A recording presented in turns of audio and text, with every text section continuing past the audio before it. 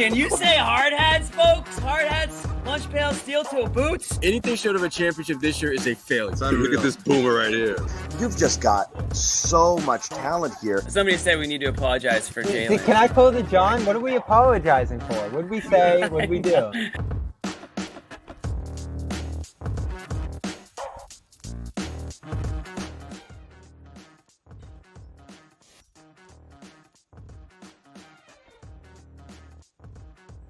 Who's the new guy? Brought in the big guns, Sherrod. We brought in the big guns, buddy. Big game, big guns. There you go. What's up, Evan? How you doing, brother? Good, man. Good. Life is good, man. 2-1. Rolling here. You know what's wild about this rivalry here? And I see some people in the comments section saying that this is not a rivalry. That's nonsense. This is actually, I would argue, Sherrod, maybe the best rivalry in the Eastern Conference right now. Yeah. But I mean, you know what's bizarre about this series? What? Road team wins all the time. Yep. Road team wins all the time. It's been that way forever and a day. I think the Celtics, like the last 4 or 5 years, have some ridiculous 60, 70% winning percentage or something sick like that in Miami. And it is a rivalry because, I mean, you've met this team each of the last 3 years, 4 of the last 5 in the playoffs, and it hasn't been one team that has won all of those matchups. So if you have a little bit of a back and forth, we kind of classify that as a rivalry. And it's a fun series. I mean, you got smack talking, you got, guys getting each other's faces. I've been a little bit disappointed that some of the regular season antics that we saw between these two have not played out. I was especially looking forward to, Duncan Robinson and Jaylen Brown getting into it because they got into it during the regular season. I was kind of looking forward to that, but that hasn't quite materialized yet. But it's a good series. It's going longer than I thought it would. I absolutely expected the Celtics to sweep this thing. Because I'm looking at that Miami team. I thought this was the one year if the Celtics were ever going to sweep them, this would be the year. No Jimmy, no Terry Rozier, and then you start looking around, and then it's just like Tyler Hero is your number one option. Okay, I feel pretty good about a playoff series where Tyler Hero is the number one option, or maybe number two. Bam Adebayo. I guess you probably say Bam is probably the number one option. But this was a good game. I mean, the Celtics, they just reminded, I think, the entire world why they had the best record in the NBA this year, why only 3 teams in Celtics history ever have won more games than this team. This was a 20-point win, and I didn't feel like the Celtics had to really sweat or work particularly hard to get it. They just kind of did what they normally do. I wouldn't say that. I mean, this is a team that I think in this game started out, as you and I were chatting back and forth pre-show. This is a team that came out defensively a little determined to say, hey, we watched that Miami team hit a record amount of 3-pointers last game. That stuff's not happening tonight. We're gonna actually play better defense. We're gonna pressure the shooters on the outside. We're gonna get in hero space. If Bam wants to beat us with all these turnaround, couple of different fakes, then I'm gonna just do a fadeaway over the right or left shoulder and hit it over at Porzingis. We're gonna live with that all game long. You're not getting threes, and Boston just did a tremendous job of that. I think they worked pretty hard defensively. At a certain point, offensively, didn't matter anymore. But I think Joe Mazzulla and everybody else said, hey, this is going to be one of these things where this is not happening tonight. What happened in game 2 is an anomaly. We'll let them have that one, but the water shut off tonight, and we're going to start right from the jump. I thought, Sherrod, right from the beginning, the defensive intensity, it's like 12-3, 13-3. First start of the game was just absolutely unbelievably, impressive for a team that has been known to play with their food a little bit, right? Like, this is a team last year, it's the Hawks. Like, who cares? Like, it's, Philly, we'll get them, and then go 7. And then, of course, the Miami debacle, with the loss in Boston. It's a team that plays their food a little bit. Didn't play with their food tonight, Sherrod, right from the get-go, and that's what I'm looking for. They didn't, but again, this was the way they defended in this game was similar, I thought, to what they did in game 1. And to me, game 1 is like normal Celtics play. What we saw in game 2, you're right. That was very atypical of what they do. But I didn't think that the Celtics stepped their game up in from the standpoint of this is what they do in the regular season. And now they really have to step their game up. They pretty much did what they normally do in the regular season. We just didn't see that in game 2. And I gotta give Joe Mazzulla his props because we're pretty hard on Joe. because Joe does some things that leaves us scratching our heads a lot, but that was not the case. He had a very clear game plan of wanting to be aggressive, be assertive, close out on shooters much better than they did. I thought, but he still has drop coverage that I don't understand why they still do that when, even though Miami doesn't take a lot of threes, which I think is part of the thinking behind that, they typically shoot pretty good. You look at their shooters, most of those guys are in the mid to high 30s, low 40s as three-point shooters. They just don't take that many. The one game they took a ton of them, game 2, they knocked them down, which really shouldn't have been that big a surprise when you look at their overall shooting percentage numbers. But I thought the big difference in this game defensively, to be candid with you, Evan, was that whenever Miami had a little bit of space, the Celtics shut that off quickly. Like before, they would just drop coverage and just kind of let them shoot.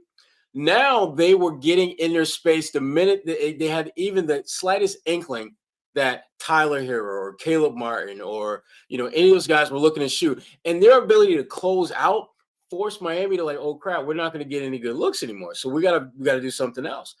And Bam Adebayo was the only guy they had that played pretty much the way he played in game 2. Everyone else was significantly weaker and less impactful than they were in game 2. Yeah, no question. And I think what was maddening about the game 2 loss was Boston's a team that has a bunch of perimeter defenders on it, like really good ones. And it just seems a little far-fetched that they would get roasted on the perimeter like that. You know what I mean? Like that's to me, as I have to get rid of this ad currently. That's playing in the background. I apologize, everybody. I was like, where's Evan's guess? Yeah, no, but if you look at what Miami shot, like Hero 3 of 9, Hawkins 0 of 3, Caleb Martin only took 2, and one of them was awful. Their bench guys, Highsmith 0 for 2, Duncan Robinson only had 1 shot, Patty Mills had 2 just at the end of the game. We're in garbage time at this point, right? So you shut off Miami has turned this particular series. Game 2 was a math problem. Miami understands they are in the talent pool here. And I'm not trying to say that Miami doesn't have a bunch of professional basketball players on it. They do, but the talent gap is significant. And what Miami is banking on is, look, Boston has a tendency to run cold from 3 in games. Spoelstra adds his little black magic to whatever the heck it is that they do that gets Boston out of rhythm offensively all the time. It combined that with Miami saying, look, if we're going to win this game, we need to hit a lot of threes to do this. And of course, game 2, you have that tonight. Obviously not the case. Boston, of course, let them walk into threes in game 2, which was obnoxious. Here in game 3, those walk-in threes, not quite there. And that's the thing for Miami. It's well, if Boston's going to shut off our 3-pointers and we're not hitting them at an outrageous clip, then there's just no chance. And I'm not trying to look, Miami's an impressive program, right? I don't care. Their regular season is garbage. You throw it out. As long as they make the playoffs and take them seriously. Their program, their culture, their friend, it's impressive what they do. But they're stacked against the wall here. And yeah, letting them get one in Boston, not a shock to me because it's just the way Miami goes. But Boston's going to win this series. Let's get real, everybody. Boston's going to win this thing. Flex their muscle tonight. Tatum, Brown, Porzingis back in the positive column. I thought Derek White hitting some shots, especially in the second half. That was big for them. They big boyed Miami all night. Tyler Hero trying to start something at the end of the game by throwing the ball to against Sam Hauser and trying to start something with Payton Pritchard. That's hysterical to me. That means you're living rent free in your head right now, and you got to relax. Exactly. I mean, let's be real. The Celtics play 8 players, and you decide as the number 1 or 2 option, depending on how you want to look at Tyler's status. You're going to pick on the 6th or 7th, the 7th and 8th guy. That's what you're going to go at. Not Tatum, not Brown, not Derek White, not Drew Holiday. I mean, there's so many guys that you would get a little bit of props and credit for if you decide to kind of get in their face. Tyler Hero is what I think a lot of people will call a front runner. When he's playing well, he's really good. When he's got to kind of scrap and come back and just bounce back or keep the momentum going, not as good. The Celtics made a point of really making his life difficult. Tatum, I thought, was much more patient. Jalen, whenever they were matched up with him, I thought the Celtics did a much better job of just patiently attacking him as opposed to going for the jugular right away, which is what they're looking for. I thought Joe Mazzulla did a much better job, and the Celtics players in general did a much better job of playing chess when they typically can beat the crap out of you by just being an average checkers player. Miami plays a different brand of basketball from an intellectual standpoint. The stuff that Spoelstra did in game 2, some of the things that he made, some of the matchups that he was looking to create didn't materialize with just one guy matched up against the other. Sometimes he was looking for matchups that when the Celtics try to get rid of this particular matchup, this is the other mismatch they're going to create. He did a lot of that in game 2, and I thought Mazzulla did a much better job of playing Celtics basketball, putting his guys in position where they were dictating what was happening, and that they weren't being reactive. But the big thing with Tyler Hero is that, again, he is an incredibly streaky shooter. When he has it going, he is incredibly difficult to stop. But when he's cold, I mean, he's like middle of nowhere, Siberia cold. Not very good. And this was a game where, again, game 2, he had 14 assists. Tonight he had 2. And he had twice as many turnovers as assists in this game. And when a player of that magnitude, at least on their roster, plays that poorly, you're going to get your ass kicked by 20 points, particularly when you're playing a team like the Celtics, who came in with a little bit more of an edge about them, which they should. This is a business trick. You know, Chris Haynes, a silent reporter for the game, he talked to Tatum, who said that they were eager to get back on the court. They were eager to get on the plane. And, you know, some people would interpret that as, oh, well, South Beach, who the hell wouldn't want to be in South Beach? But Tatum clearly came at this as, we got business to take care of. Let's deal with that. Jaylen Brown, business trip.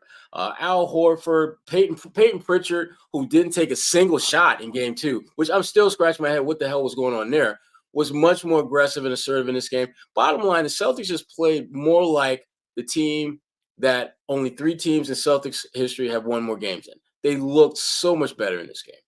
Yeah, they're comfortable. Again, they're comfortable playing in Miami. This team's comfortable playing on the road, especially in Miami. It's to me, again, when you look at the totality of everything, and like I hate to make this about Payton Pritchard, but I just want to make a Pritchard point very quickly. This Celtics team is better when everybody's getting involved, and it's not just funneling through one player or 2 specific players.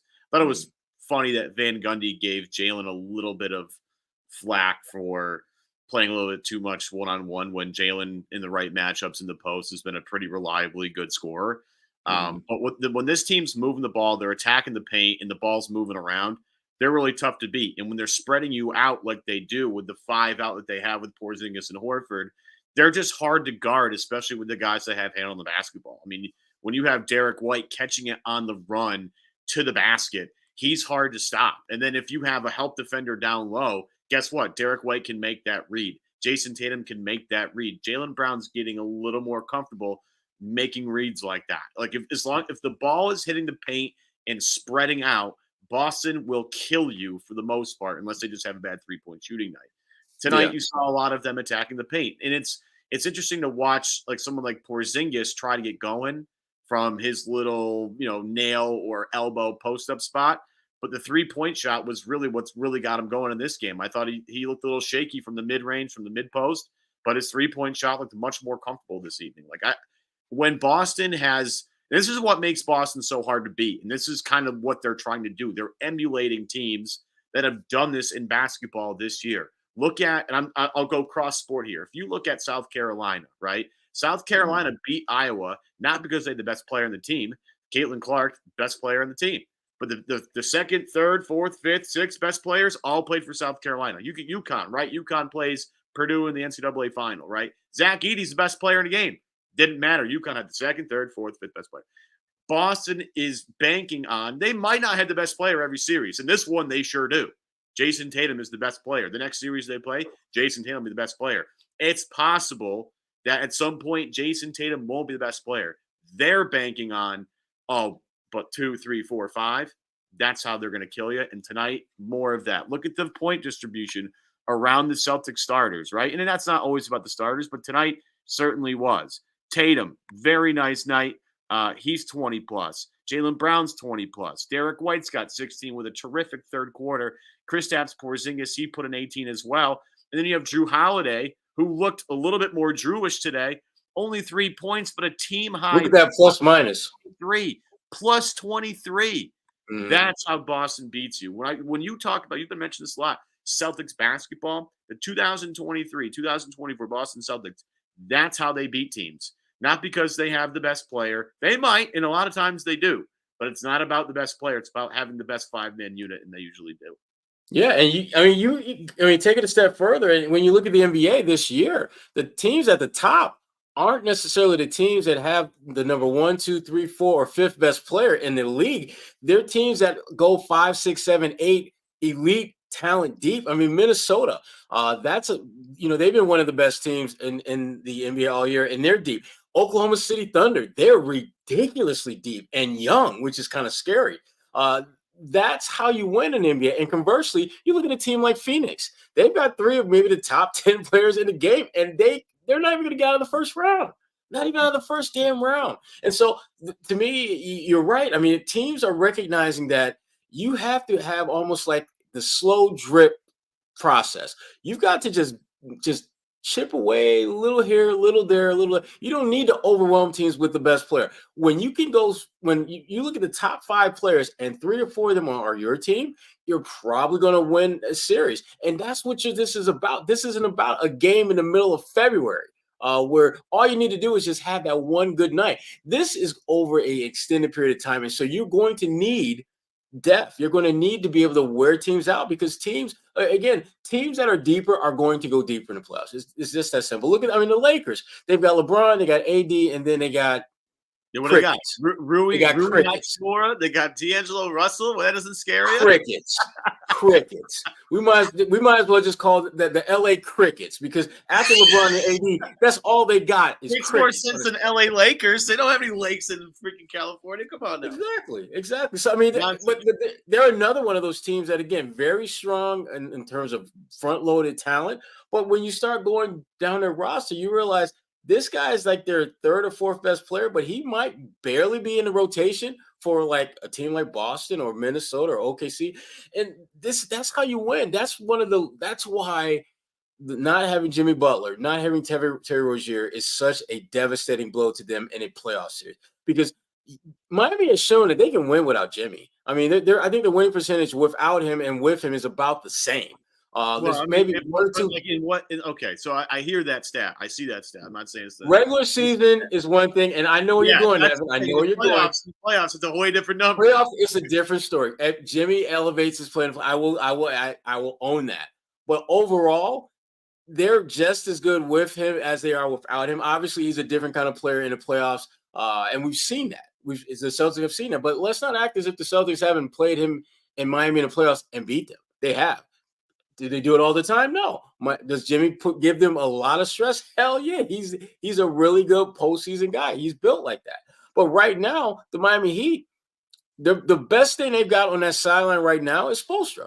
And whenever your coach is the best thing you got going, that means you're probably not going to go very far because your coach should be part of a collection of talent, not the front and centerpiece of that. So I'm like I said, I thought the Celtics could sweep them because once Terry Rozier and Jimmy Butler were out of the picture, I'm thinking Spo was the best thing they got going. And I miscalculated that Joe would actually, I don't know, tweak things a little bit for game 2. I didn't think he would roll out the same blueprint for game 1 as he had for game 2, knowing that this playoffs is all about adjustments.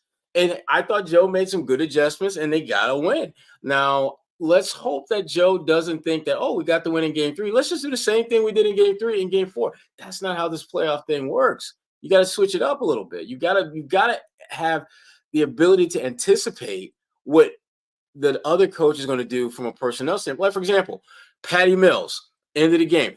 I would not be surprised if we see Patty Mills in the first quarter. Come on now. Look at Patty Mills. This is Evan. Patty Mills out there, man. Patty Mills is smaller than Pritchard. He's going to get smoked. Listen, hear me out, Evan. Hear me out. Get out of here. Come on now. Patty Mills is not going to win you a game, but Patty Mills can give you a good 3 minutes at his best. And if you don't prepare for him, if you're not anticipating he's going to be out there, your defense is going to be slow to react to a guy who his only job is to make shots. That's literally the only thing they need him to do. He's not going to lock anybody up defensively. He's not going to pass the rock. He's a shooter. If you don't prepare for him, he could easily have a good 90 seconds, 2 minutes where he becomes a problem. Yeah, that's all I'm saying. 2 minutes, man. They're not going to be for 2 good minutes. You got to play all 48. All you need from your role players is 2 really good minutes here, 2-3 minutes there, and it adds up over time. It has. This is my fear, Evan. This is my fear. My fear is that Joe is going to get comfortable with what they did in Game 3 and think that all we got to do is the same thing we did in do the same thing in Game 4. That's what I'm fearful of. If I'm a Celtics fan, that the head coach is going to think that what we did in Game 3 was great. Let's just do that again. When in fact you've got to tweak things a little bit and anticipate your opponent, what they're going to do, and be able to address it appropriately. And that's where I get a little bit concerned with Mazzulla. I'm not sure he's recognizing that every game is an entity in itself, and you have to have a game plan anticipating not only what you want, not only what the opponent wants to do, but also be clear about what you need to do, and don't get too married to the idea that what you did in one game you absolutely have to do in the next. Because sometimes, like for example, I wouldn't be surprised if, let's say, you lean a little bit more on Derek White, or you find ways to get Porzingis going differently. Something that you did not do in games 1, 2, or 3 that you might want to think about doing in Game 4. How does that? Are we going to be a dramatically different team from a detrimental standpoint as opposed to a beneficial standpoint? Those are some of the things that I worry about with Joe, and partly because it doesn't appear to be a strength of his. I mean, I think he's a good coach, but I don't believe adjustments is when you go down the checklist of things that Joe Mazzulla is really good at. I don't think in-game adjustment ranks high. I know. Well, okay. I mean, look, this is a team that if people are getting on the time management thing, that's part of in-game adjustments. I think there's something with that. I think he's gotten better at that, and I think when it really matters, he'll be better at that. But that's, as we got that up on the screen there, that's something every once in a while I get a little wary of. If you go back to the first Denver game in Boston, there was some stretches there where Horford's on the bench and Pritchard's playing, and it was very evident that was not going to work. But again, that's the regular season. This is the playoffs, whole different animal. One thing I'll say is I don't think Joe wants to waste all the bullets on the Miami Heat here. I'm big on the quote from JJ's podcast before the season even started. Joe talking about how they need to have a curveball for certain moments. I don't think Joe Mazzulla wants to unveil whatever he's got in the bag against the Miami Heat in round 1, where Miami's just banged up and doesn't really have a shot in this thing. I think you want to save that for later on so people don't know that you have that. Like, I know there's tape and there's a bunch of stuff on film, and whatever Boston has planned, they've probably already done it in games sparingly throughout the regular season. You go back to that Indiana game where Drew Holiday is basically playing his own zone, just hanging out like a free safety in the middle of whatever offense Indiana's trying to run. The basketball Ed Reed. He was Ed Reed, the basketball version of Ed Reed. Yeah. But we haven't seen that in a while. And I do think that there are adjustments that Joe has in the back pocket where he can say, all right, for an X amount of time, we're going to do this just to see how they react to it. And I think flip side, Miami's doing a ton of that.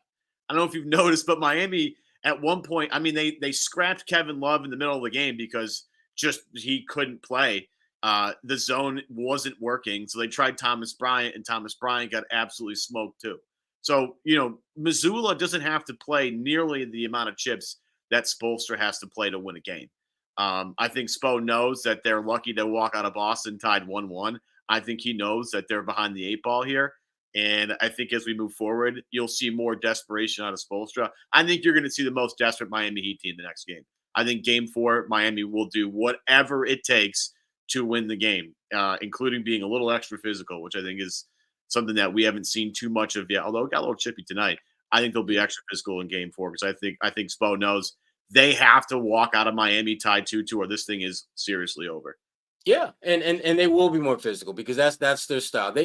Miami understands who they are, and they understand that they have a very, very, very minute window to compete, forget about winning the series, just competing in the series, they're going to have to do a lot of things exceptionally well because they're playing the best team in the NBA this year. The thing that worries me about this series is just the Celtics, frankly, not getting bored with the process. I mean, to defend at a high level, to lock in, to close out on guys who don't take a lot of shots, to do all those little things that position you to be up by 25, 30 points with a quarter to go. I worry about the Celtics committing to doing that in this series because, to your point, Evan, I've been big on promoting Joe as someone who, there's some things that he's doing right now that don't make sense. But when we get to the playoffs, it's going to make sense. It's going to make sense why he held on that because he was looking to do this. And my concern is that you holding back, by you being Joe, holding back, it might prevent this thing from getting done as quick as it could. So you might be just going with your traditional, we can roll the ball out and beat these guys in 6 games without me doing any real adjustments. Is it worth it going 6 games when you might pull something that you might want to save down the road and just throw it in there for maybe a quarter or for maybe for 5 or 6 minutes that can get you a win and get you done in 5 games as opposed to 6? I worry a little bit about Joe just discerning between what should I use now that I've been saving for the playoffs and what should I save for a deeper round when we got a different type of team? Like if we get to the NBA Finals, will I have some wrinkles I can throw in there then? And it's a thin line that he walks with that clearly, but I think at the end of the day, you want to get from each round as quickly as you can to the next one. And I think even if it costs you a little bit of your behind the scenes black magic collateral that you've accumulated over the season that you want to roll out later on, I think it's worth it. If you can be done with these guys in 5 games, he's absolutely, especially when you look at the series that you are going to be playing a winner of, that Cleveland-Orlando series, that thing's going 7. I mean, that thing is going. I hope it's going 7, just so everybody gets worn out in that series. Those Exactly. 2 teams are wearing out the backboards. Those 2 teams can't really shoot at all right now. Which is why if you're the Celtics, you want them to keep playing. You want to end yours quick so that you can really start fine-tuning and maybe add some things that maybe you didn't work on as much as you would have liked because you just didn't have time. But if you've got like 3 or 4 extra days between games and the team that you're playing is wearing their asses out because they want to get on to play you, implement some new stuff. And all of a sudden, we're seeing things that we had not seen all season, but they've had like 3-4 days to work on those things. Yeah. That's the kind of stuff I'm looking forward to seeing. That's why it's so important to just be done with these fools. Stop playing with their food. I am with you. Don't play with your food here, especially with this Miami team. Do not give this team any life. But it's just one of these things. We'll see with what Joe, what he's got in his back pocket. We'll see if anything comes of that. On the other side, Spoelstra is going to have something to say about this entire series, but he seems to think that this Heat team, they're not as lacking the talent department as we think.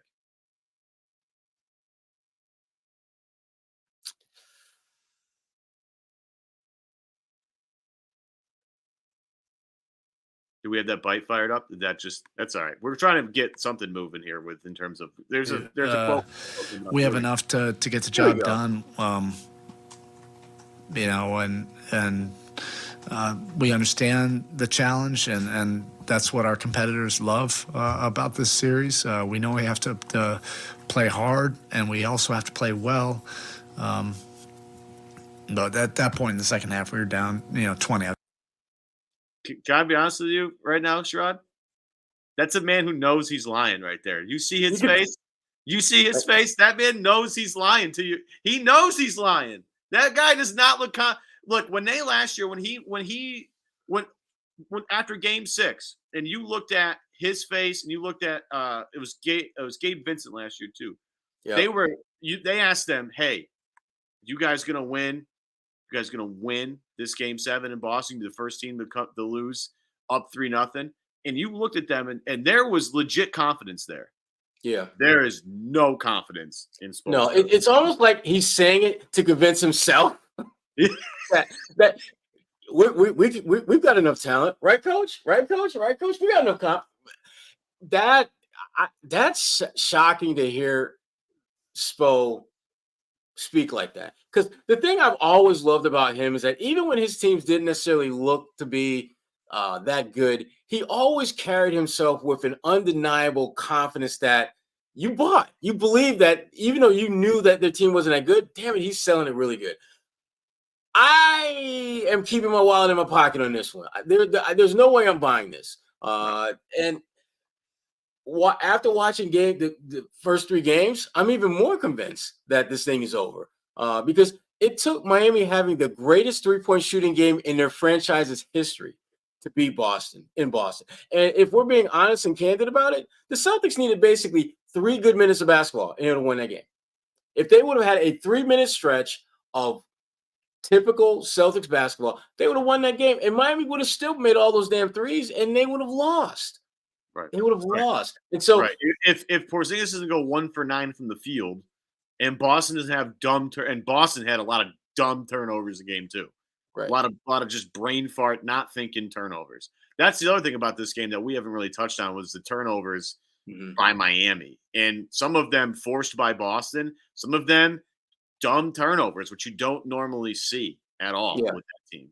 So that's the other thing. Again, like Miami's normally a mentally tough team, plays physical too, and doesn't beat themselves. Miami beat themselves tonight, and Boston also took it to them too. But Miami wasn't doing themselves any favors. It's just, again, you come back to the talent drain. The talent drain is very obvious.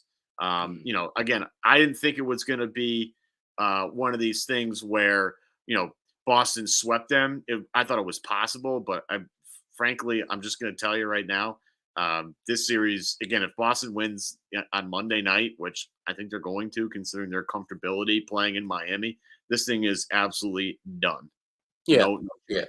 There's absolutely no way I can see Boston winning on Monday and not finishing off in 5 games back home.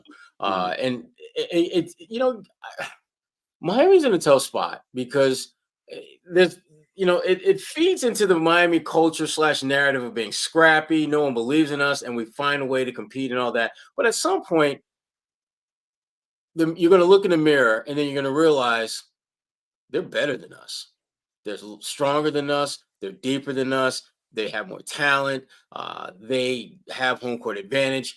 We're just basically biding time to our demise.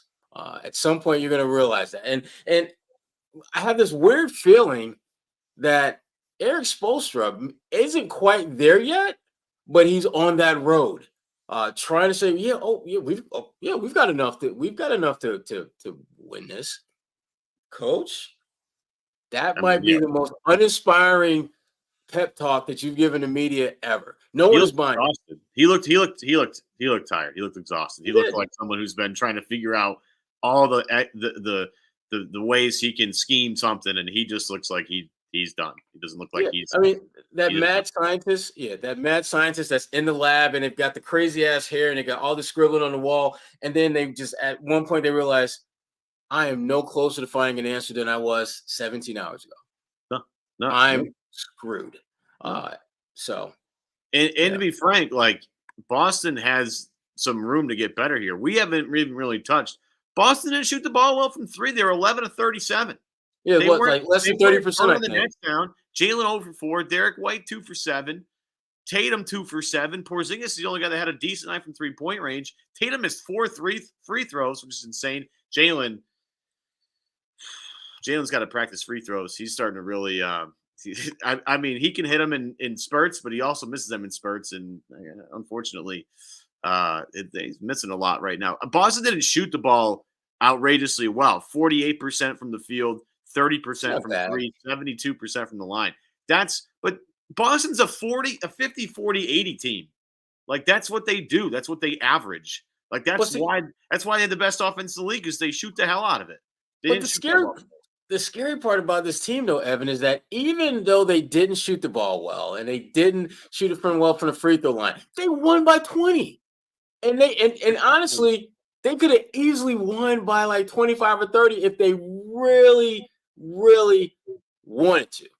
And that, to me, that's the problem that Miami has. You played a Celtics team that did not give a level. This was more like a B-, C+ Celtics performance, and they beat you by 20.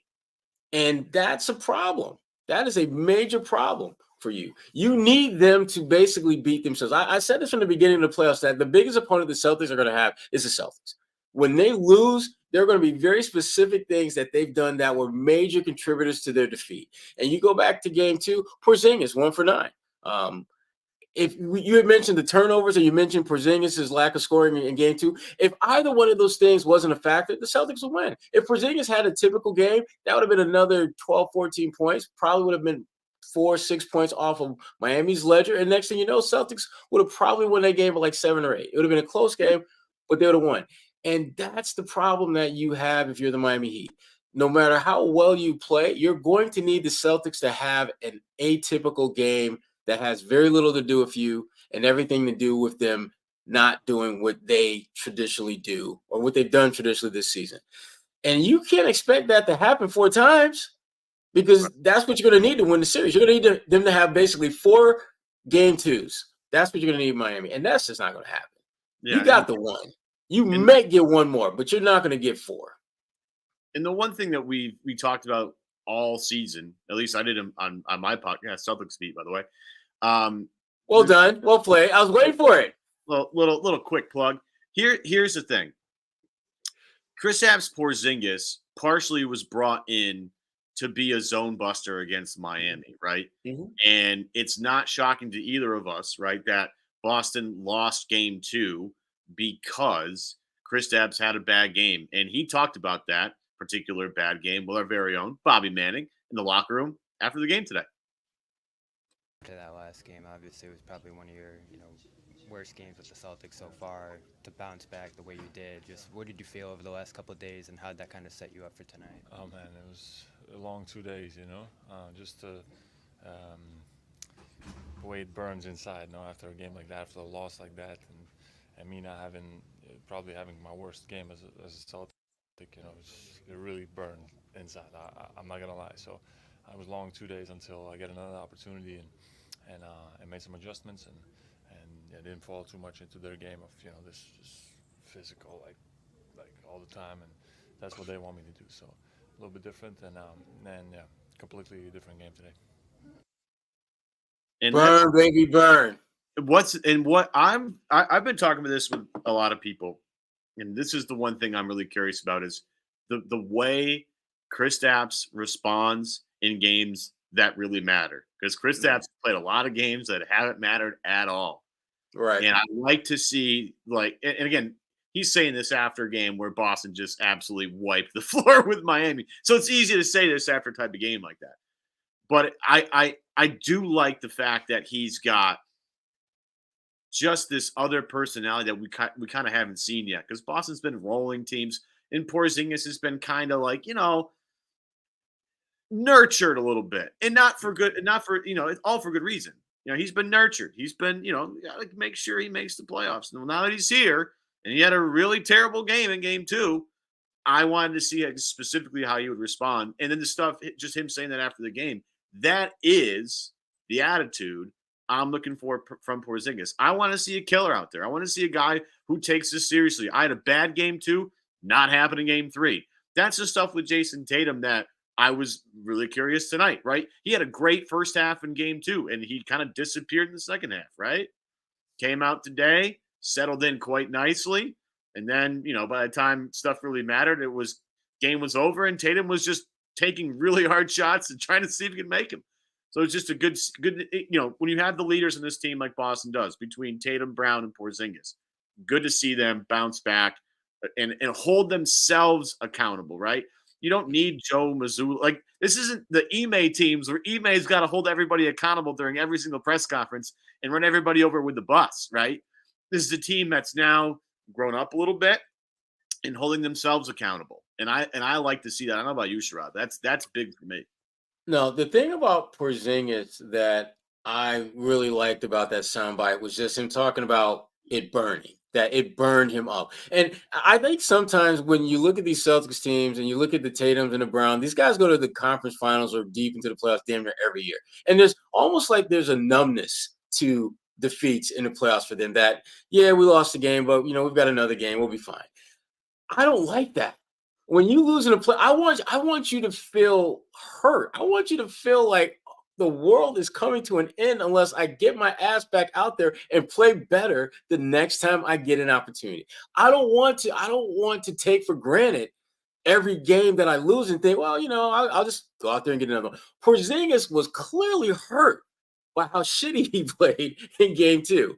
And that clearly motivated him to play better in game 3. And that's what you want. It's not about the setback. It's the comeback that you want to see. That's going to determine how far you go as an organization, as a franchise, and as a team deep into the playoffs, because everyone is going to have a bad game at some point. But can you bounce back? Can you recover in a timely fashion so that that pain that you felt in that loss, you repurpose that, greater focus, greater performance, and you get a win. He had 18 points and only took 9 shots. It was like 5 for 9.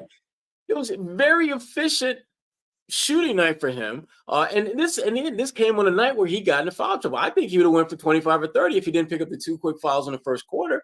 So to me, this is the Porzingis I wanted to see. Not so much the numbers and the stats, but the way he felt after a crappy game and the way he responded. Look at Miami Vice, a.k.a. Josue. Yeah, look at Josue going Miami White now. Wow.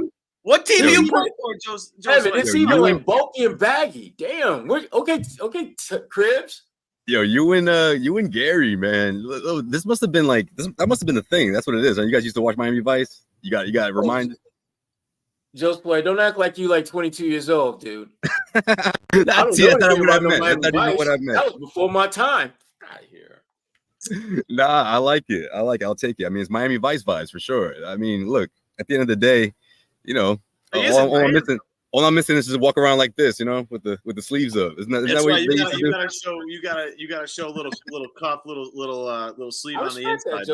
I respect that. I gotta mix it up for the playoffs, man. I thought this was a big game for the Celtics, and they responded in a big way, man. Got off to a quick start, something that I anticipated, but the way they sort of just took the hearts out of Miami, I didn't anticipate that. I mean, not to say that I couldn't see the Celtics winning this in a blowout fashion, but I just thought when they were so connected the way they were in that first half, especially in the second quarter, I mean, that 40 point quarter, I just think really set the tone that they weren't going to back down. And that was the approach throughout the entire second half.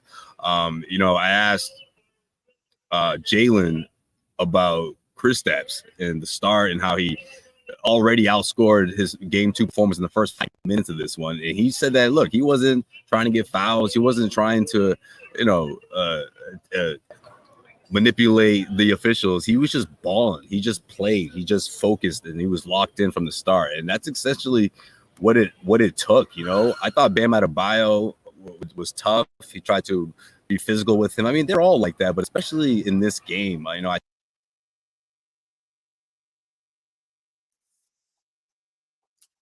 lost your audio. Yeah, man. The Wi-Fi is getting bad out here. Okay, there it goes. Better. But yeah, I just think it was a great response out of Kristaps, especially someone who doesn't have a whole lot of experience in the playoffs. I thought that's how you respond, especially on the road. Yeah. I mean, we just chatted about that, and when you look at a guy like Porzingis who hasn't played in a lot of big games, it was one of the things you're a little nervous about as you went through the season. Like, they're gonna need Porzingis to win the title. They're going to need him to beat look, they have a nice road to a potential NBA Finals appearance, right? But if they get to the NBA Finals, they are absolutely going to need every single minute of Porzingis against whatever the heck comes out of that unbelievable West bracket, as some people in the comment section have alluded to. It's a gauntlet over there in the West. But Porzingis taking a game that he didn't play well to heart, coming out next one. Again, Porzingis had the first couple of points in the game. He looked sharp right from the. And I wonder, boys, if that was on purpose. I wonder if Joe was thinking, hey, Porzingis 1 for 9, stinker game. We got to make sure he gets comfortable tonight. Let's drop a couple plays for KP to start this game out, get him loose, get him moving, get him in the flow of the game. I wonder if that was something they thought about, because it's. If you're trying to get a guy comfortable, especially on the road, not a bad idea. I gotta believe it was something that they certainly kicked around the idea and just kind of basically played the, read the defense and then and just react to that.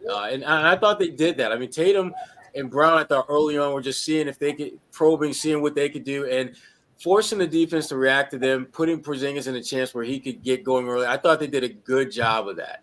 And I do think, Evan, it was a conscious effort on the part of Tatum and Brown specifically to try to get Porzingis going because they know that once he gets rolling, they're going to get opportunities to get rolling. And that's the beauty about this Celtics offense is no matter where the starting point is, everyone is going to eat good once somebody starts eating. So everyone is going to feast. And, the kid, Nikola Jovic, he had a good game too, but they were not trying to let him act as if he was like, the defensive player of the year and shut him down again. They made a point of the Celtics made a really good point of going at some of the areas where I thought Miami overachieved in game two and having a little bit welcome back to this place we like to call Earth moments with them. Jovic, he had decent numbers, but he wasn't as good. And Tyler Hero had freaking 14 assists in game two. That should never happen. Maybe in a video game. I don't even know if you can get him 14 assists in a video game. Let alone not even in 2K. That's hard, dude. You're right. Yeah. But this was more real. 2 assists, 4 turnovers. Yeah. Well, they came. I mean, obviously, like you just said, man, the reality kicked in, and it was immediate for the Miami Heat. I mean, what were they, like 18% from three, way under 30%, to start. I think the Celtics knew that was going to happen, but for them to pounce defensively the way they did in that first quarter, I thought was super important to come out and set the tone. Drew Holiday was part of that as well. I feel like, I know he didn't have a great offensive performance here, but I felt like he did. He was really tough on defense to start, especially. And, I just thought what shocked me most about game two, or one of the many things I should say, was that Kristaps, not only was his offense out of the picture, but essentially just the getting involved. I just thought Porzingis has to be involved no matter what. Okay, if he's not scoring a whole lot, if he's ice cold, that's fine, but get him in the mix, get him his touches. And I thought the Celtics adjusted and freeing him up a bit, whereas in game two, the Miami Heat, it was like 1 through 5 off the switches, just help defense, disrupting him whenever you want to get the ball in the spot, kicking him out of his comfort zone. There was a lot of that, and I felt like Porzingis fought back in a big way in this game, and it never stopped. Especially in that second half. I thought Bam Adebayo got away with a couple pushes there. I don't know if that was on TV or not, but man, like these little off the screens and everything. Bam get away with stuff all the time. He's been doing it. Listen, I have never seen a player who commits as many illegal screens as Bam Adebayo. I got one for you, Kevin Garnett. Bam is worse. He's worse. Yeah, I was gonna say Bam is worse. KG used to lean a little bit. Bam is just pushing, leaning, everything, all of the above. Come on now, you guys are both lying. KG was a master at it. He just never get called for it. In Minnesota, Evan, we're not talking about that. You will not get an argument. Kevin was the blueprint. Bam is the 2.0 version. The newer version said Draymond Green. Draymond Green is also accurate. Draymond is also Draymond is a good comp right there. But the thing is, but here's the thing: Draymond gets popped for it at least once or twice a game. Bam never gets popped for it. Kevin usually gets popped for it like maybe once, just to say that you called it. Bam never gets called for that, and I've gone back. I've recorded games just to see if what I thought I saw in real time actually happened. And he's sliding his ass back all the time on those handoffs. He's always moving. Yeah. But what drives me crazy about it in this series, Sherrod, is like Kristaps is like, I don't want to like, you know what I mean? Like he's not the kind of guy that's gonna. Well, it's a good thing that he doesn't get frustrated, right? But two, like he's not the kind of guy that's gonna be like, hey, Fish, can you please watch this? I mean, he's done it, but he's super polite. He doesn't really get in his feelings much. So I think it's something that the refs just have to start picking up on it, honestly. But I wonder if it happens here in Game 4. I really would be surprised. But I mean, you gotta give props to Kristaps for never getting out of the game mentally. I mean, a double-digit lead helps in that, but he never takes that stuff personally. I think he's been in the league long enough. But Bam's got to stop getting away with this stuff, man. I thought that he It's not did gonna a happen. lot of that in the second half. I know you're Bam right, for life. Sherrod. You know, but He's never going to get caught for that. I'm telling you, it's never going to be an issue for him. Never. Well, what's good is this team, you know, after a pretty rough game too, right? They come out firing right from the jump. They get up 27-12 in the first quarter, give themselves a nice cushion, give themselves, you know, at least a chance to, you know, as they did wire to wire, lead this thing, but gave them the chance to really just kind of, you know, not play with their food, keep Miami at bay, and say, you know, whatever. What I like about it is the attitude they came out with, and Kristaps Porzingis talked about after the game whether the game 2 loss was really exactly what this team needed to jumpstart them for game 3.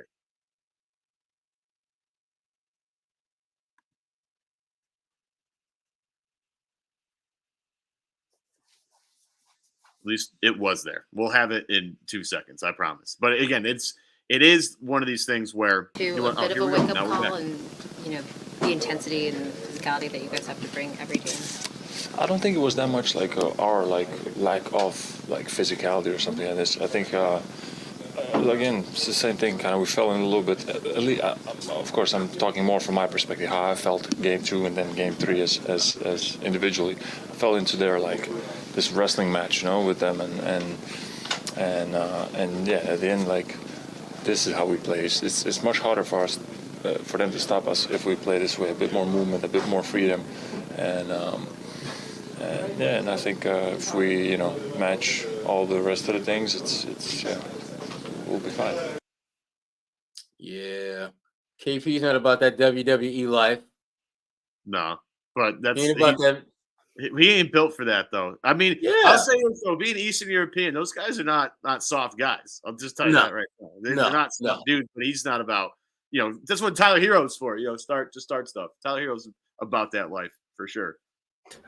Back when they had James Johnson back on that team, that's when they were about that life. Now, see, that's one dude that you stand straight upright. Yes, sir. We don't want no trouble. We but see, they never brought no trouble. They never brought reinforcements, man. Like they committed to the core of this team, which is not a bad thing. But you gotta add parts around these guys, and I feel like the Miami Heat just didn't do that. But yeah, you're right, Sherrod. That dude, yeah, he's not the one to mess with for sure. Bobby got the hat tilted a little bit. Okay. Yeah, I told him to do that. I told Bobby. Tell him. I told you. Yeah. Does the bucket hat go to the club with you, Bobby, or no? What's that? Does the bucket hat go to the club with you, or no? Does the bucket hat come off when you go to the club? No comment. Both teams play hard. Make Miss League. Wow. That was great tonight. I love that. I wanted to see that.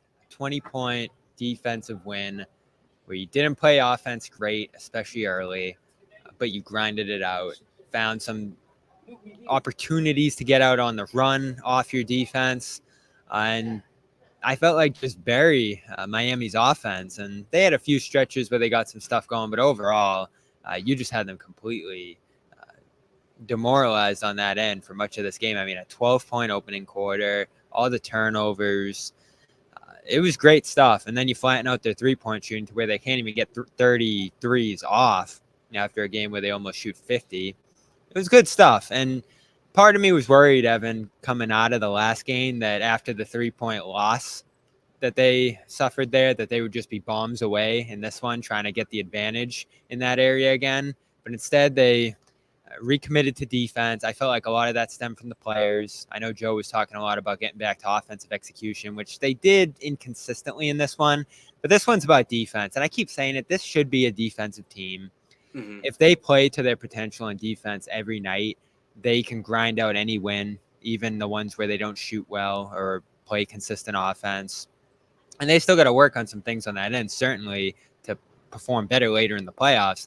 But against this team, if you want to win this series 4-1, all you really have to do is just scrap out the 2 more defensive victories after this one, and then get back to your offense, and you'll shoot great some nights like you did in game 1, and you'll have those nights where your offense is awesome. But in the playoffs, it's just not always going to be pretty, and it wasn't again tonight, but it's a totally different result on that end of the floor, and I just loved it. And just to kind of piggyback off what Bobby's saying, when you become a defensive, grinded out kind of team, and your opponent's studying you, they're not going to see anything that is going to reveal this mastermind plan. That's your identity. You play hard. You're grimy. You're gritty. You're physical. And there's nothing you can do about that other than try to match that. So so the whole like trying to come up with schemes and diagrams and ways to attack teams that are gritty and grimy, it's not going to work. Because that stuff that's a transferable skill that no matter what you're trying to do to combat that, if you're doing that at an elite level, which the Celtics have the personnel to do that, there's nothing that Miami can do to stop that. There's nothing that Miami can do that can prevent Jaylen Brown from contesting shots if he's really fighting on over instead of just going under the screens, actually trying to go over the top. There's nothing you can do when the Celtics put their minds to being an offensive rebounding team. I mean, they had, I think, 6 offensive rebounds in the first quarter or first half, and they only had 6, I think, in their last game total. Those are the kind of things that when you make up your mind to be physical, to be grimy, to make it about your defense, you can have a game like this where you shoot less than 30% on threes and less than 50% from the field, and you win by 20 easily on the road. Yeah. 4 in the first quarter, 8 in the first half. That was missing in the Boston games. And it's been a big part of their team this year. The White one was great. He had 2 right in that third quarter. And then Porzingis at one point gets one to go. And they're all emphasizing that part of the game, which, again, on a night where you're shooting, 29% from 3 or whatever they finished, that's their great equalizer offensively is the offensive rebounding. They have so many guys that can do it. White with 3, Brown with 2. And they finished with 10. So I love seeing that part of their game come back too. I mean, you shoot 30% from 3 effectively, but you get those 10 offensive rebounds. You get all those points in transition and off of forcing turnovers. And even though the Heat only committed 12, it felt like a devastating 12. There were a lot of points off turnovers in this one for the Celtics. So that's who I think they should be. It's not always, they have a bunch of different ways that they can win. But this, to me, feels like they're most reliable of all the different ways that they can do it.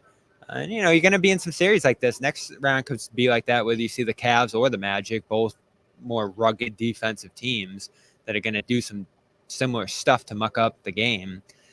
So it's just not always going to go your way on offense. And I know Joe keeps preaching that side, and they want to get to their spacing and do all that stuff, but it's not always going to happen. And you can't just falter defensively like they did last game when that happens. Yeah, and they have the personnel to be excellent on defense. I mean, their net rating in the regular season is historic, halfly because they had the second best defensive team in the league this year. They have elite defensive personnel. 1 through 6 or 5.5 if you want to count Porzingis as like a good rim protector, but not great in space. I'll give you that. But I mean, you have 2 all defensive guards. You have one guy literally. Jrue Holiday, who's on the Team USA team to be an awesome defender. That's literally his main job.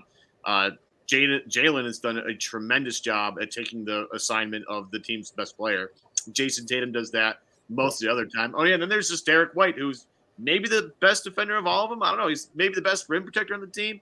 They have the ability. They have the talent. And to Bobby's point, that's what was so frustrating about Game 2. It's like there's no reason why Boston should be getting smoked on the perimeter when 4 of the 5 guys on the floor are Jason Tatum, Jaylen Brown, Jrue Holiday, and Derek White. There's no reason. You have 2 of the best screen navigators in the game on your team, and the 2 other guys are long as hell. So it shouldn't be that happens a lot. I think Boston was like, there's no way they're going to shoot this way through the entire game. Miami just happened to do that.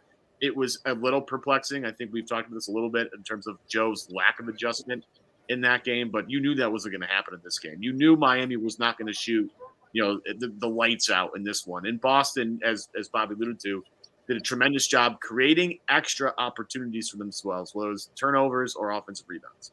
And if you're going to shoot poorly from the field, if you get a bunch of offensive rebounds, you turn the ball over, you're going to win. You're just going to win. Especially when you just have the talent in that Miami has. They just don't have the horses. There's no way. Right. Yeah, that's right on, Evan. I just also think that when you look at this Heat team and you see them miss out on Jimmy Butler, but Terry Rozier. I mean, just offensive guys that they really need in order to consistently put up big points. They hit over 110 points. Well, they need a lot of those 3-pointers to fall in order to get there, right? And the Celtics to come out here and limit them to almost 80 points. I think that speaks volumes as to where this team or who they could be rather, when everyone is so committed to defense. And I think from the start, 1 through 5, you saw that. You saw also Joe Mazzulla go deeper into his bench in that first half, because I felt like okay, let's keep this going. Let's continue to hold these guys. Limit them. So what was it? 36 first half points, 12 points in the first quarter. I mean, like that's devastating stuff. I just think that as the game wears on, it's really hard for a team like the Miami Heat, again, shorthanded, 3-point shots not falling, to hold their own against a team like the Celtics, where you just have guys 1 through 5 that are just when they put the right effort on both ends. It's just this is the result, in my opinion. 20-point win that we saw, similar to in game 1, but in a different way. And I think that's the part Joe Mazzulla is constantly preaching. It's not always going to look the same, but this team's talented enough to go out there and do it in a different way and still beat the Heat by 20. That's exactly what happened here in game 3. I want to shout out to Brian Stevens in the comment section. 40-point second quarter was everything. That's true. When Bobby talks about the defense, and yes, defensively they need to be a better team, but offensively they can just put up a ton of points, and there's absolutely no shot that Miami can keep up with Boston if they're shooting the lights out. It was over. It was over at halftime, frankly. And I was thrilled about it, to be honest with you. I don't like sweating these out anymore. I don't have enough tequila to just sweat these out anymore. Sherrod's looking. Yeah, I am, and I do, Evan. I do have enough, but I'd rather save that for end of the season, which hopefully will not be coming to an end anytime soon. Right, we got 2 months to go. But yeah, I got a nice little stash. Okay, good to know. What do you got there? Out of curiosity. Bacardi Spice Rum. Well, actually, I'm not gonna say. I'm not gonna say. Say less, Sherrod. Coming through. Say less. No free advertising. As a professor, I think it wouldn't be right for me to get into my watching. But I'm good though. I can just say I'm good. I hear that. No, I hear that. I may or may not have purchased a fresh bottle today. That's all I'm gonna say. Woo! You gotta be ready for that stuff. You just never know. Jimmy brings the hard hats. We like to bring hard liquor. There we go. Here we go. Here we go. No, I do love that. That's amazing. But I do believe, boys, we do have a little bit of literature to read at this point, in this particular episode. Story time. Yeah, I do want to take a little time here to tell you today's show is brought to you by PrizePicks, the official daily fantasy sponsor of CLNS Media. March is over, folks. We know that, but we still have tons of things coming up on the sports calendar for everyone to take advantage of, right? We have baseball going on. I know the Red Sox aren't great, but they won big today. That's fantastic. The NFL is now officially done. NHL playoffs are here. NBA playoffs are here. So many things that you can put some money on, and you can win a lot in just as little as 4 correct picks, right? You win 100 times your money with that on America's #1 fantasy sports app. That is PrizePicks. You can play along some cool people too, like Meek Mill. If I beat Meek Mill, I would have bragging rights forever. You can just go to the community plays under the promos tab of the app to view all the entries of some of the biggest names in PrizePicks community every single week. Like Stephen A. Smith's involved with this thing. How can you not love Stephen A. at this point? That's PrizePicks, the daily fantasy sponsor of CLNS. Make sure you download the app today. Use the promo code CLNS, and you get a first deposit match up to $100. Again, download the PrizePicks app today. Use the promo code CLNS for a first deposit match up to $200. But coming off a spectacular win, Celtics now up 2-1, 104-84. Boys, have we talked enough about Game 3? Can we move on to Game 4 and what we're expecting? Oh yeah, What do you that's the think? big one. Do it. What do you got for me? What you got, Bobby? Well, I think Josue and I agreed, talking before the game, that they were going to come out and win this one and win it convincingly. You had to after what happened in Game 2. Now you wonder what that adjustment clapback's going to be like from the Heat at home. And it was a pretty good atmosphere in here tonight. Usually it is after halftime, but fans were here pretty early. It was pretty rowdy as the Heat went on some of their runs in that first half. The Celtics responded well. And so are you going to look at a team that's relaxing, up again in the series, doesn't need to play with this level of urgency, and is on the road? And if they lose, whatever, you're going home 2-2. Or are you going to decisively try to put away this series, which I think you need to do? And you look back to that first round series last year, you went one game too many with the Hawks. That was probably a 5-game series that went 6. And it's just that extra wear and tear, minutes, travel, especially going all the way down to Miami, a longer flight, that you don't want to add to the front end of this playoff push. So Monday's crucial because you're going to get a better version of the Heat. DeLon Wright will come back, and they did miss him tonight, I'd assume, right? I guess I don't know when he's going to come back, but maybe come back for that game. They missed him for that one. I'm sure they're going to have some adjustments that they go to. I'm sure they're going to get a ton of threes up again after they weren't able tonight. And do the Celtics let that happen again? Or do they start this game decisively? Tatum, who I feel like hasn't had many quotes that have wowed me, at least in recent months, said something interesting after the game about, yeah, we're going to be the more talented team, but the test for us is going to be, can we beat the tougher, harder playing team? Can we be the team that punches first and doesn't react? That's the test for us. And I said something similar to that after last game. Like, if you don't do all the things that the Heat do, the physicality, the attention to detail, the effort, all that stuff, that can bridge the gap with your talent if you don't do it at all. And then if you do it at a higher level like the Celtics did tonight, I don't know where the Heat's effort was for much of this game. You're going to be winning 20 by 20-30 in this series again here. So you just have to show up in those areas. It's still shocking that they didn't in Game 2. Maybe that's just an anomaly in this series, but you can't do it again Monday, even though you're up in this series again. That's such a critical game because if you go home up 3-1, I know the Heat never quit and they're just going to keep playing, but that could be one of those, Rozier's not coming back, Butler's not coming back. Might be time for summer. So Monday's crucial. I would agree with that. 1, 2, 3 Cancun.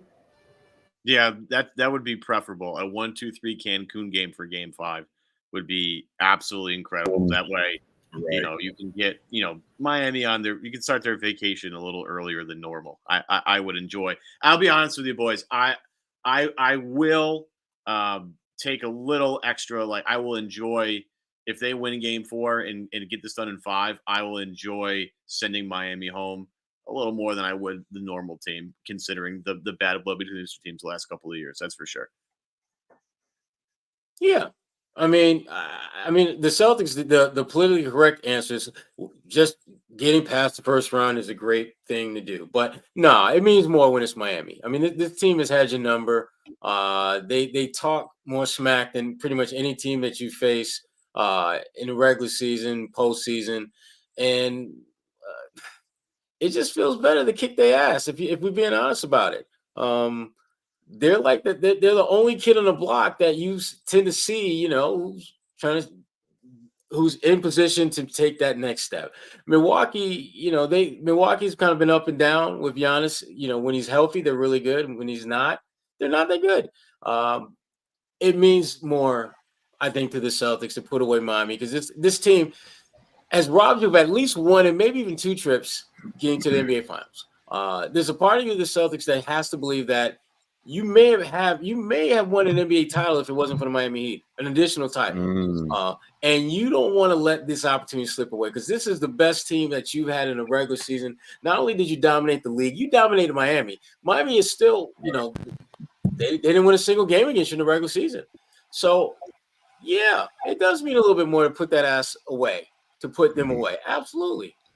Absolutely. Yeah, especially in the first round, man. That's the part that would be satisfying for sure. I mean, look, the Celtics almost made history last year. You know, if Jason Tatum doesn't go down, you can do all the ifs and that and all if you want. But if you're the Celtics, it's like, man, we beat these guys 3 times in a row in the Eastern Conference Finals, you know, and here we are again, meeting these guys. They're standing in our way. And yeah, absolutely, Sherrod, they should feel that way. Like you just said, I mean, they stopped you from going back to the finals. They stopped you from that experience once more that maybe puts you over the hump, or maybe getting back there last year positions you to get back there this year even better. I mean, again, the what ifs can go on and on, but either way, Miami Heat were that team that stood in your way, and the rivalry, and you know, doing it the way you can do it now without Jimmy Butler, whatever. Like if I'm the Celtics, you have to embrace all of that, and especially with Kristaps and Drew in the picture now, like there's such a better team all around, if you ask me, compared to last year. And that's why, you know, you asked Jalen about last year's team. He's like, yo, we're on to this year. Like that's so far in the past in their mind, and I just feel like prolonging this series longer than you should will only frustrate these guys even more. You know, it's like, just get it done as soon as possible, one game at a time. And if you're the Miami going into game 4, I mean, look, if the Celtics beat you again and you have to go back to Boston, and, you know, you start thinking about what the summer's going to be like, you start making plans, like that stuff happens naturally. And I just think the Celtics would really be a gut punch if they could go out here and beat them one more time, you know, go back to Boston 3-1 lead. There's a really good chance they close that out in Boston, if you ask me. Against this team, yeah, man, like that could be it. That could be what really pushes the Heat to just not put it this way. That could push them to the point of going back to Boston and saying, look, if we get out to if we're on the wrong end of a huge quick start, like we saw in the other night, like that, I just don't think this team would have enough to fight back and that game to force a game 6 to come back here in Miami. So yeah, I think Sunday night's game or Monday rather could mentally really be one of those big knockout blows for the Celtics.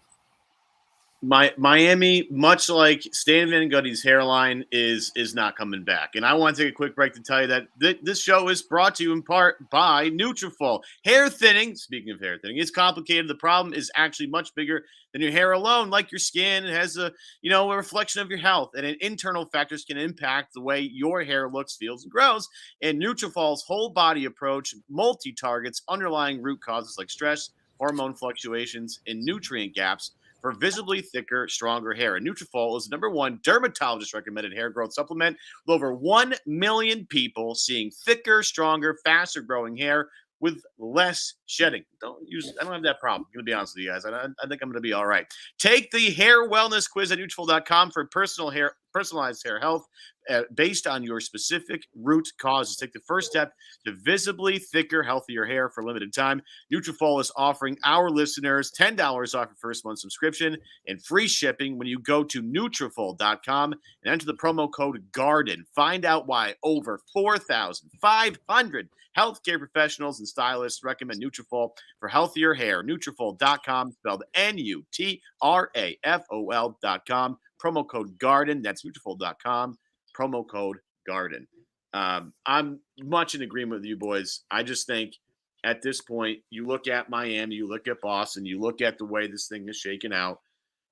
This is going to be, hopefully, again, as I think most people on the show have referred to as, this is a business trip, folks. The business trip for the Celtics. Maybe not for Josue, maybe not for Bobby, but for the Celtics, this is a business trip. You boys are smiling. You know you're getting after it tonight. You know you're getting after it.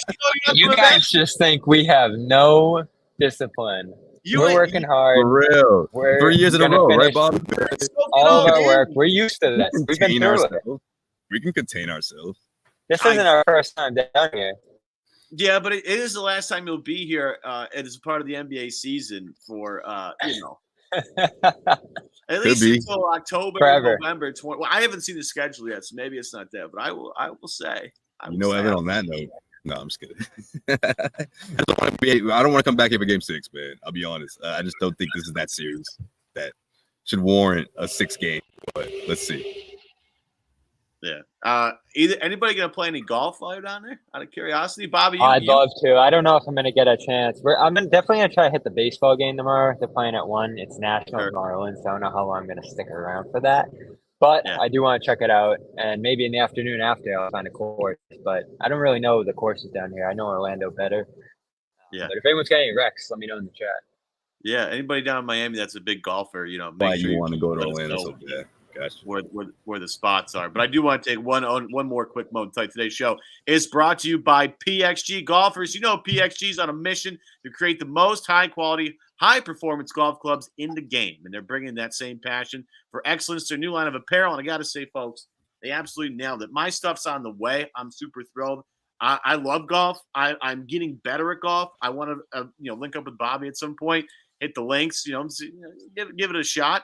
But these new golf items, this golf apparel stuff, is made with premium materials and technology designed for peak performance. And these confidence-inspiring looks invite all-day play, taking you seamlessly from the course to the office or down to the town. Look at Victor Hovland. Hovland always looks immaculate whenever he's walking out on the golf course. Every time he's got a polo on, I'm just jealous, and I want to up my game. Up your game today with PXG, because they got stuff for everybody. Pants, polos, sweaters, hats, quarter zips, joggers, and much, much more. Elevate your style game on and off the golf course with PXG Spring-Summer 2024 collection.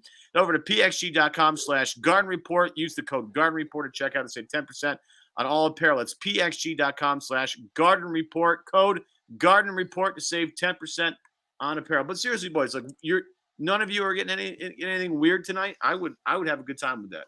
I'm going to be honest with you. I would have a good time with that. And speaking of having a good time, John Zanis is having a good time. We have to tell the whole world. Jesus. What sport are we doing here? It's called work. It's called doing work as a host, John. You should try it sometime. What sport are we doing here? I did at least 4.5 hours of draft coverage today. I didn't like it.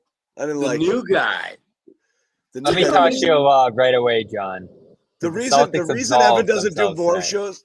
The reason Evan doesn't do more shows, by the way, is because you'd be clamoring for him to be the full-time host. So I have to limit his appearances. Yeah, it's a pinch hit, folks. I just want to say, Zanis, you must be exhausted, my man. We're good. Fill us in. What happened tonight? I don't want to interrupt the conversation. I just wanted to say hi and hang out for a little bit. We're currently at the point where Boston won by 20. It's a tremendous game. All I'm saying is they came a little more focused, and we've gone through everything to the point where I just want to know where Josue and Bobby are hanging out tonight, because Josue looks like he's ready for the yacht, and Bobby's is Gilligan over here with the bucket. Rocket and Tubbs, baby. We got there we go. I'm Miami Vice a little bit. Gary calls us Romeo and Bullethead, if anyone gets that reference. Romeo and Bullethead so they did good tonight. Is that what I'm to understand? You got me on that. They did good. I don't know if they totally absolved themselves, John, but they leaned into defense, and I'm glad they went in that direction. The offense wasn't great tonight. They shot pretty poorly. They started slow. Each 3 of Luke Cornett's minutes. I want to know about those. Well, we won the game. That's the first Luke reference. You. Oh, he got to 5. When there. I last checked the box score, he was at 3. And Bobby. They did some garbage time at the end. Bobby was ready for a massive victory lap, right? Why weren't you going to go there? He didn't do anything, but he did get in the game, so they wanted to see what it looked like. They wanted to try it, and they saw pretty quickly that was in the move tonight. So fair enough, but he's in the rotation, even if it's just 3 minutes. And the game's won by 20. Yep. You guys did it, not me. I figured someone had to. If a real quick synopsis, even though they shot the ball terribly, they played much better defense. John, I think you'd be a little bit more pleased at the adjustments the team collectively made guarding the perimeter. And even though they shot the ball terribly, they got a lot of offensive rebounds, forced Miami into a lot of dumb turnovers, and the game was over after half. So that's my question. Was it limiting the shots? Because I saw Miami had only 28 threes. Obviously, they shot them poorly to begin with. Was that because Boston defended the perimeter better? Or was that because Miami was like, we're not going to be able to do it 2 times in a row. Let's go back to a different strategy and try to attack the paint. Like, did Boston run them off the line? Were they better on the switches? Were they pressuring the ball more? Like, how did that come about? Yeah, they turned up the heat big time. They even got into a full court press in that because first there was half. so much space last game, right? I mean, it wasn't just on the threes. It was just letting them walk up the court and get into whatever they wanted and everybody just playing back. So that was better? Much better. Yeah. And you don't have great ball handlers on that Heat side. When they make it comfortable for a guy like Hero, he can have that 14 assist game he did in game 2. But when you turn up the heat and pressure those guys a little bit, it will force 12 turnovers. And again, that's not a big number. But the amount of points they created off of that were impactful in this game. And probably, 24-4 in the end off turnovers. I mean, that's the whole game right there. So that's something obvious that they didn't do in game 2 that just changed everything here. And again, the Heat are going to adjust to that. And what are you going to do in game 4, which is probably going to be much more contested? But you took away their threes. You took away their freedom of movement offensively. And some good efforts across the perimeter in that regard. And then they were able to just kind of shuffle guys into Porzingis at the rim, who's mostly down there for this game as well. So it was just a great effort on that end. That was Joe's big thing after the game, is they didn't switch up the scheme in any major way or put in any changes per se. It was a lot more about effort and just attention to detail out there. And he got killed after game 2, rightfully so, to quote Marcus Smart. But it was about efforts too. The players, I think, just failed with the efforts in that game too, as much as Joe did with the adjustments on the fly. So I think the players deserved a lot of heat for that, and they all responded in turn in this game. So what does Miami do to adjust, or did they do the one thing that could get them the one W, and that's basically it? But that's what I mean. Is like they got to get the threes and they got to shoot them at 50%. Is that the only formula for them to win this series, Evan? Yep, it's a math problem. Said it as I said on Celtics Beat. It's a math problem. The Heat are going to try and make this series a math problem, and they're going to bank on Boston shooting cold at some point from 3-point range. They did tonight and didn't matter, which should be scary for Miami. Boston has been able to control the paint, I think, a decent amount. Bam is going to keep doing these, fake left, fake right, turn around over either shoulder and try and, bloop one in over Porzingis. That's fine. I'll live with that all day long. But if you can handle Miami shooting and run them off 3-point line, make them take tough twos, that's fine with me. But Miami, I would expect to try and generate more 3-point shots, maybe more spacing next game to try and get better looks. But it's going to be a math problem. And Spoelstra, I give him a lot of credit for trying, but I just don't think this is going to be in the cards here. It's just too much talent. No way. Hey, I didn't watch the game. You guys keep talking. I'm just hearing. Kind of wild cards to throw out there. Here as a passenger. See Spoelstra just doing something that we haven't seen yet. So I wonder what that looks like. But if the Celtics stay true to who they are, and being that team that wants it more, I think that's a big difference compared to in contrast to what we saw in game 2. Miami just wanted that one more, and I feel like this one, from start to finish, you got the sense that not only did they want it more and the effort was there, but the connectivity, between all the players and Joe going deeper into his bench. I think that was good. Especially for a playoff team on the road, just trying to show that they're the better team. And that's what you do when a series is tied 1-1, and you want to send that message. They did that in a big way tonight. I wonder if you'll see more. There's been a lot of doubling of Jaylen Brown as soon as he gets the ball and as soon as he puts the ball on the floor. I've been noticing that they're trying to speed Jaylen up a little bit to create turnovers, and that really hasn't happened that much yet. I wonder if they'll try and up the ball pressure a little bit more.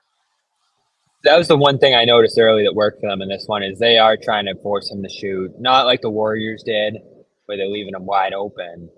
But they're willing to put him on Hero in some of those mismatches and hope that he just shoots himself out of the game. And he almost did early with that 0-for-4 start. So that's something that worked for them in this game. They're clearly defending well. I still think they disrupted Boston at parts of this game and forced them to, call a timeout or just regroup.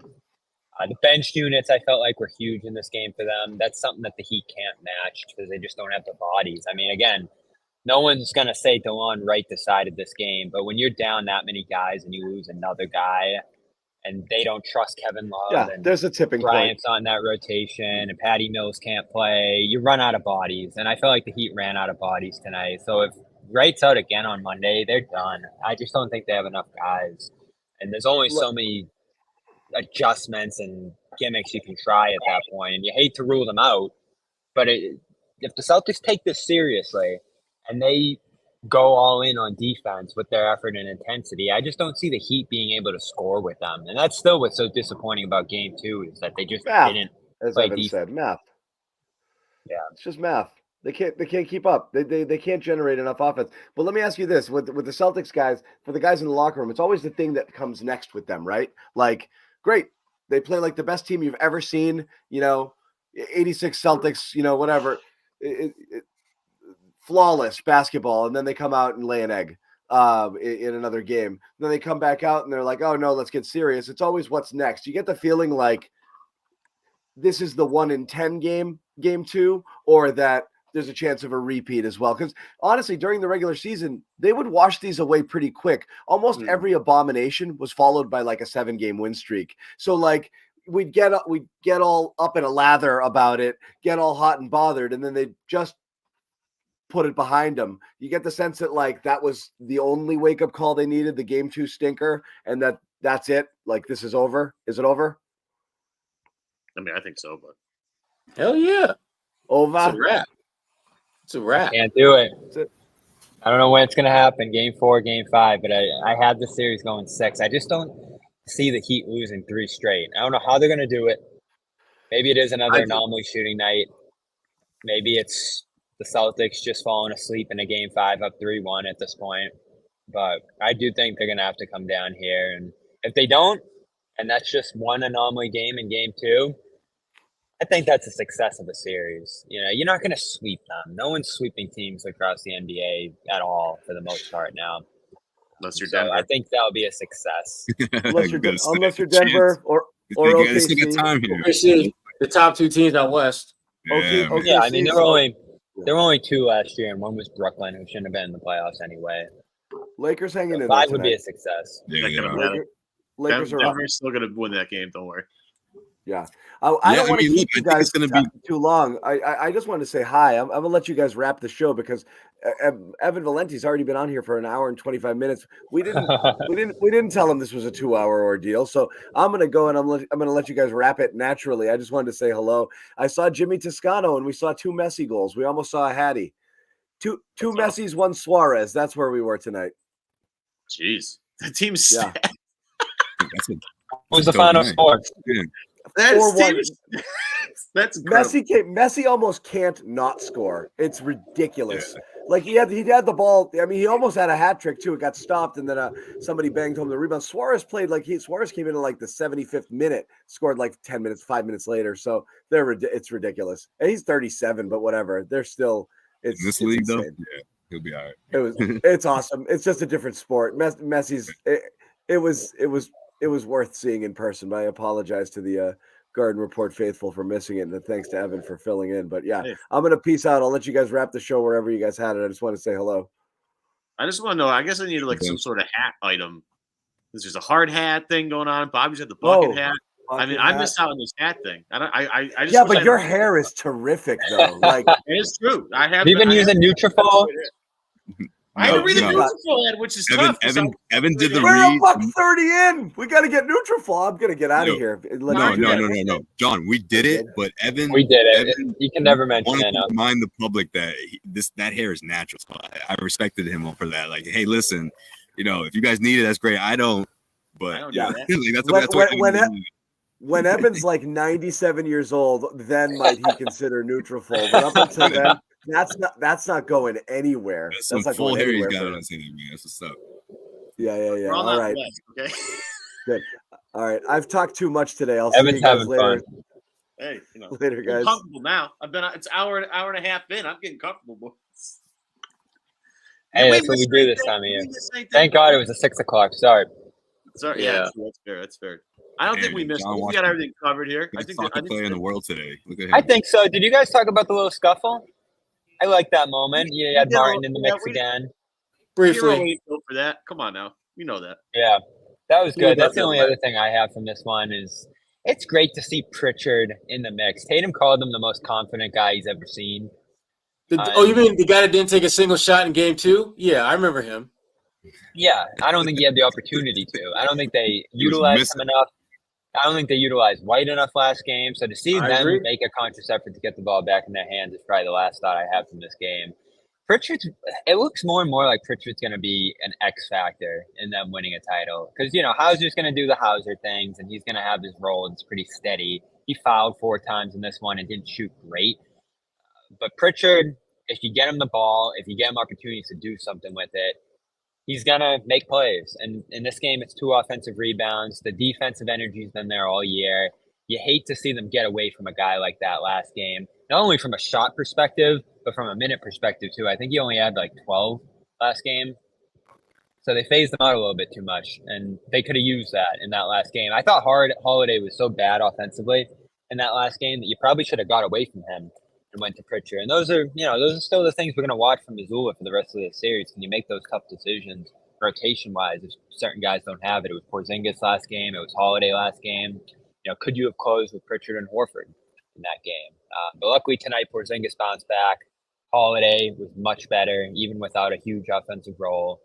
And you still found ways to get Pritchard involved. So, the whole team effort is what's important here. Yeah, and you didn't play like your best game. I mean, defensively, I thought they were really good, but offensively, lots of problems. Didn't shoot the ball well from the field. Didn't shoot it all that great from 3-point range. And yet you won by 20 on the road. If you're Miami, you've got to be thinking like, damn, they came in here, kicked their ass by 20, and they didn't really play great. Because you're watching them, because when you're prepared to play a team like the Celtics, and then they play the way they did, you know that there's a different level that they can kick it into that you have yet to see. The Celtics haven't really had one of those games where they were clicking at both ends of the floor. And if you're Miami, that's a little scary because when that happens, that's when you get the 50 burger. That's when you get. I was going to say he's due, Sherrod. If the Celtics have a game where the offense and defense is clicking, then Miami, you pull out the white flag. It's a wrap. You're done. Bye-bye. Yeah, I think you will see a very desperate Miami Heat team on Monday night.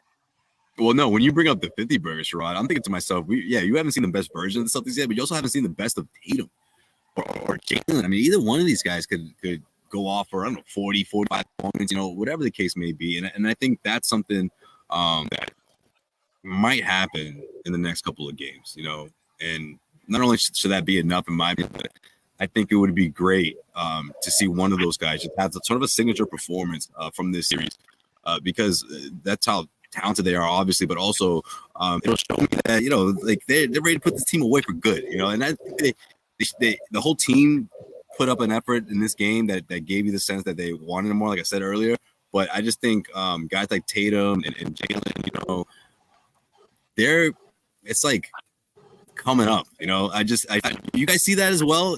I just think one of these guys is going to go off, and it might be Tatum, but either way, it's going to be great for this team. I think they're going to benefit from it in a big way. It's going to be a momentum, going to push the momentum even further. I think it'll be Jalen. I think Jalen's going to have one of those guys. He's the problem that I just don't think Miami has anything reasonable that they can throw out to slow him down when he gets going. He's getting to the middle of the paint for that pull-up jump shot that they can't stop. He's still knocking down the corner 3 ball when he gets that, and in transition, he's finishing. So he's a problem. He's a major problem for them. I'll be honest. I'll give you a hot take here. I would prefer if Tatum didn't have a 50-point game. I would much rather him score like 28 to 30 and just dish out assists. That's an interesting question. I think in this series, that's the better Tatum. There were 2 games. I thought he scored well in game 2, didn't pass much. Then in game 1, you get his 10 assist game where you're going off offensively. So I think that's a fair take, Evan. Yeah, and speaking of Tatum, again, what's beautiful about this show is we get a lot of post game sound in this show. Tatum after the game just talking about how Boston was able to again rebound and be more of a pain in the ass for Miami in Game 3 tonight. Like you said, I think our attention to detail and on the defensive end today was a lot better than last game, and tried our best, right, to just not let them get comfortable, get in the rhythm. They're gonna make shots, but just try to make it as tough as you can, as often as you can. Yeah, Jason, defensively, Joe said there weren't many adjustments. Was it just a matter of picking up the intensity and taking pride in guarding your yard? Yeah, giving up offensive rebounds and, closeouts. We could have had some better closeouts in Game 2, where they just, we kind of gave up some walk-up threes and things like that. Just better at contesting. It was, kind of an effort thing. Yeah, totally agree with Tatum on that one. Absolutely. But kind of an effort thing. Yeah. Yeah. I love when Tatum's like 28, 9 and 9. Like I love when Tatum's involved both ends of the floor, playing defense, grabbing rebounds, and dishing out assists.